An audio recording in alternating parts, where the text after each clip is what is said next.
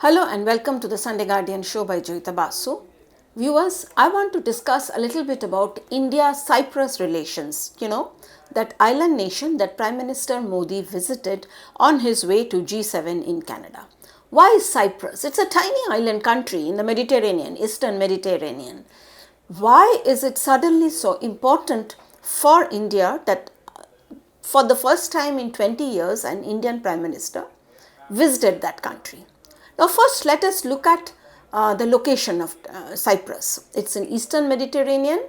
On its east are Syria and Lebanon, and not too far from it is Israel. On its west is Greece.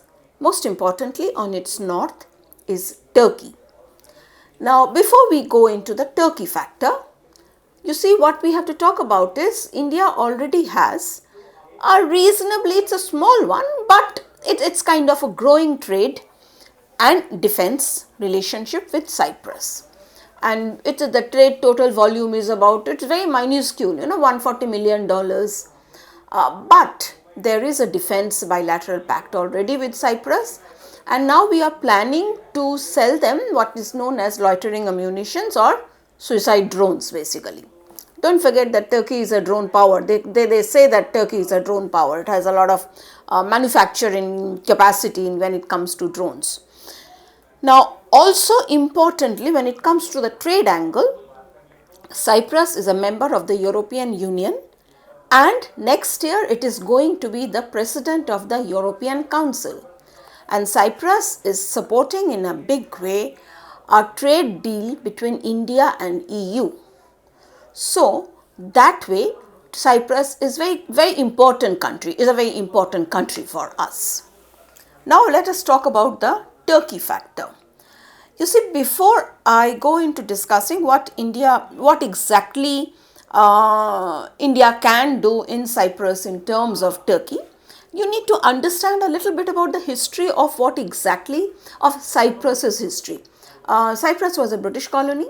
In 1960, Cyprus got independence from the British. Now you see, Cyprus is basically has two ethnic communities, Greek Cypriots and Turkish Cypriots. So what happened, and the relationship has not always been very easy between these two. Now post 1960, some kind of a power sharing agreement was drawn by which the Greek Cypriots, they got their president, and the Turkish ones, they got their vice president. But anyway, what happened in 1974, because Greece wanted something they called, the Greater Greece, there was a military coup, Greek-backed military coup in Cyprus. And to basically where it seemed the Greek Cypriots or Cypriots, however you call them.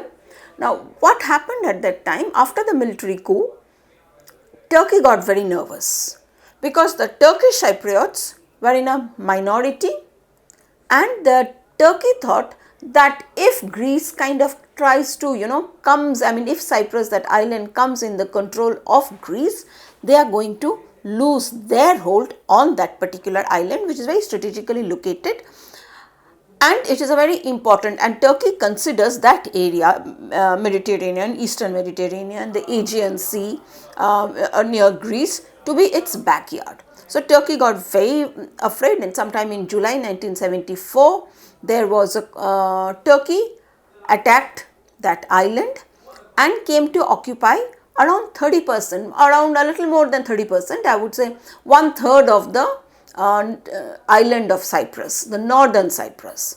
And from there, they kind of started calling that area Turkish Republic of Northern Cyprus.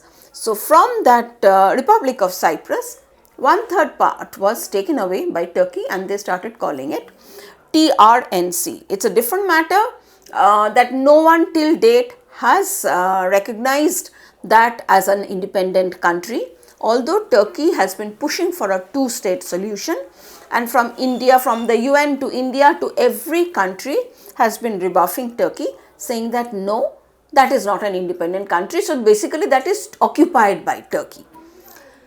So what happens then is, you see, now Turkey being the regional hegemon, there is a constant problem that Turkey has with Greece and with Cyprus, both.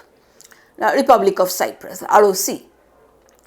Now what they have been doing is, you see, that Cyprus has its own exclusive economic zone where it is possible to tap for gas, drilling for gas. What Turkey has been doing, it has been sending in its ships over there, and it has been trying to drill for gas over there, because of which the UN is very displeased, because of which Turkey has faced sanctions and all, but Turkey is constantly eyeing that area. And then what happens is, because the Greece factor also comes in here, Greece has been trying to lay electrical cables between Greece and Cyprus, because of course Greece also has some influence in the Republic of Cyprus because of the Greek Cypriots or Cypriots. So the thing is, what happens then is that Turkey has been trying to stop Greece and Cyprus from laying electrical cables over there by sending in military warships.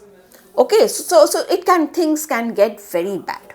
Now in this context, what if you have noticed joint declaration that came from Cyprus and India?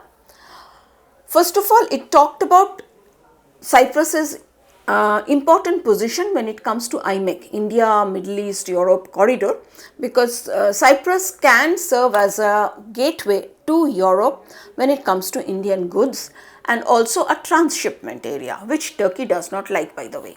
Now apart from that, what happens is that in that declaration there is talk about UNCLOS, United Nations freedom of seas, navigation, or freedom of navigation. India and Cyprus are talking about freedom of navigation. The minute we are talking about freedom of navigation, what it means is that we are not going to give Turkey a free pass on basically international waters. Even though Turkey is trying, being the regional hegemon, it is trying to exert its control over that area, but no free pass, number one.